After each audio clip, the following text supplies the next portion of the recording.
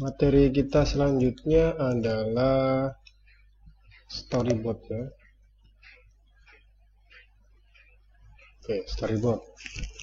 Storyboard ini digunakan untuk bermudah seorang dalam menyampaikan ide atau gagasan ceritanya, sehingga orang lain bisa memahami inti gagasan cerita yang diinginkan.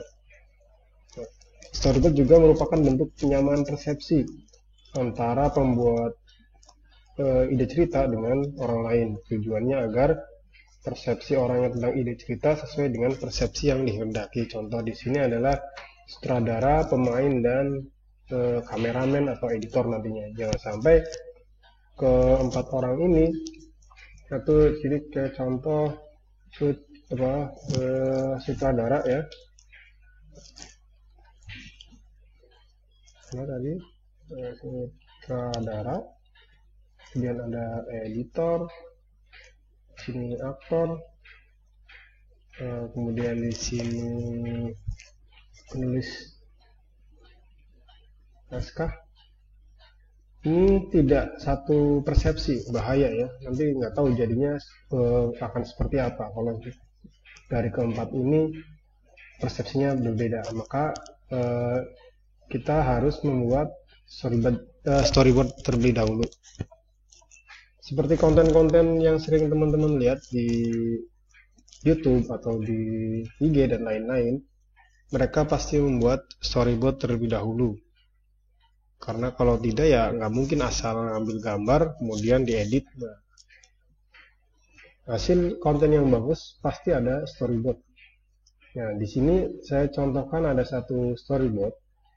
Ini storyboard tentang kegiatan di pos ronda yang dilakukan oleh bapak-bapak ya. Biasanya bapak-bapak kalau di pos ronda pasti kebanyakan main kartu. Nah, di sini saya contohkan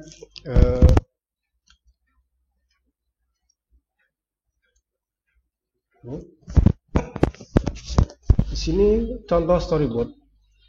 Di storyboard di sini ada scene, ada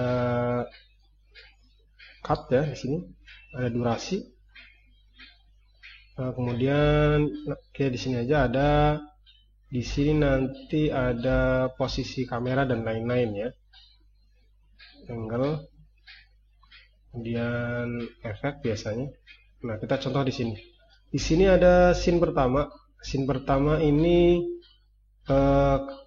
kameranya long shoot. Teman-teman bisa lihat di sini long shoot ya.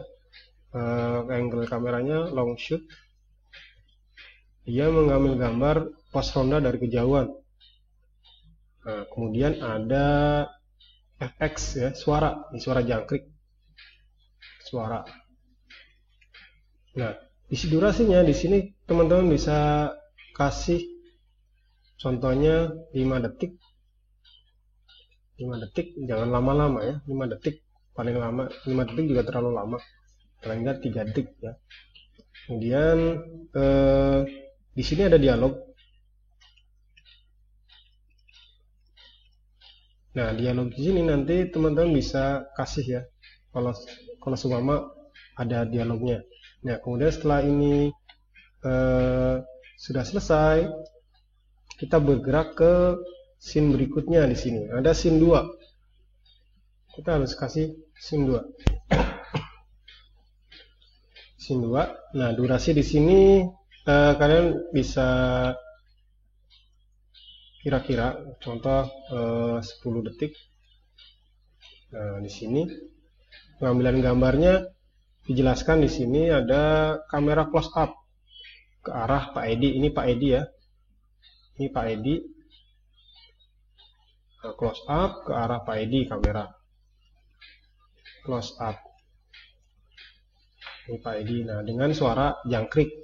Nah, kemudian ada dialog di sini. Dialog taruh di bawahnya. Pak Edi di sini. Saya harus memenangkan permainan kartu malam ini. Nah, untuk gambar, kalau teman-teman jago gambar ya usahakan gambarnya yang bagus, biar detail. Tapi kalau tidak jago banget gambar ya paling enggak bisa cerna maksud dari gambar tersebut ya. Kenapa di sini harus ada durasi, harus ada efek? Nah, ini berfungsi nanti di proses editing. Kalau di sini tidak dikasih efek seperti ini, contoh efek suara jangkrik, nanti ketika proses editing, nanti dikasihnya efek suara yang lain, kan kurang pas ya, tidak sesuai dengan persepsi awalnya. Maka di sini harus dijelaskan suara jangkrik. Kalau ternyata contoh si sutradara pengen ada suara angin malam, di sini tambahkan efek angin. Jadi nanti si editornya menambahkan efek suara angin. Gitu. Ya, usahakan juga kalau yang benar-benar jago gambar, detail. Di sini ada contohnya dia sedang memegang kartu. Nah, si orangnya juga dia melihat kartu seperti ini. Kalau bisa ya diusahakan. Nah, setelah scene kedua selesai, kita beralih ke scene yang ketiga. Scene yang ketiga di sini masih close up ke arah PED ya, tapi kalau kita perhatikan di sini ada perbedaan. Yang scene 2 agak miring ya, kalau yang scene ketiga fokus ke depan muka PED. Nah, dengan nanti di sini bisa ditambahkan Pak Edi menatap serius kartunya ya, seperti itu. Nah, nanti Pak Edi berdialognya di dalam hati ya, nanti bisa kartu apa ya yang harus saya keluarkan seperti ini. Nah, ini adalah contoh storyboard, pembuatan storyboard. Nah, teman-teman nanti silakan buat storyboard versi kalian masing-masing. Nah, nanti dibuat kelompok saja. Yang saya nggak tahu ya rumahnya dekat-dekat atau enggak. Silakan dibuat storyboardnya, ceritanya, dan lain-lain. Terserah teman-teman yang kira-kira tidak bikin pusing ya. Ini.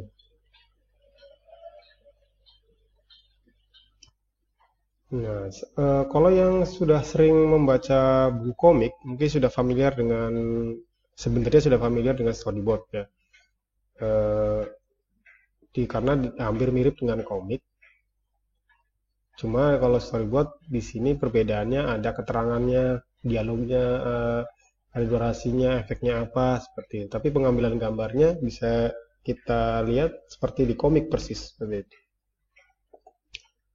Seperti di manga ya, manganya Naruto contohnya atau manga Boruto, ketika di manga dan di anime ya mungkin itu tidak jauh berbeda kan, karena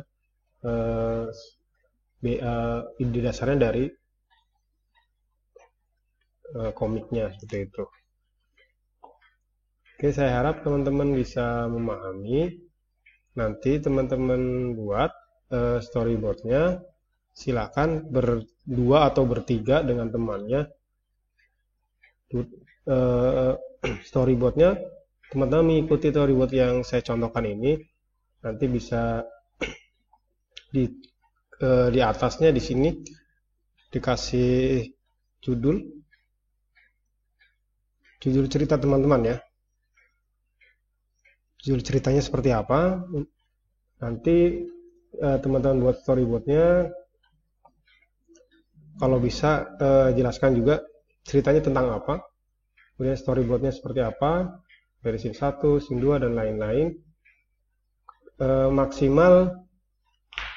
maksimal ya, minimal untuk video 3 menit ya. Silakan teman-teman buat Atau kalau teman-teman masih bingung, bisa lihat contoh storyboard di Google banyak. Silakan contoh juga nggak apa-apa. Tapi idenya kalau bisa ide teman-teman. Nanti setelah membuat, buatnya di kertas saja, di kertas HVS. Nanti kalau sudah jadi, teman-teman foto, kemudian dikirim ke grup. Nah, kasih tahu ini storyboard milik siapa, siapa saja seperti itu. Oke, nanti kalau ada teman-teman yang belum paham, silahkan bertanya di grup. Mungkin cukup sekian dari saya. Assalamualaikum warahmatullahi wabarakatuh.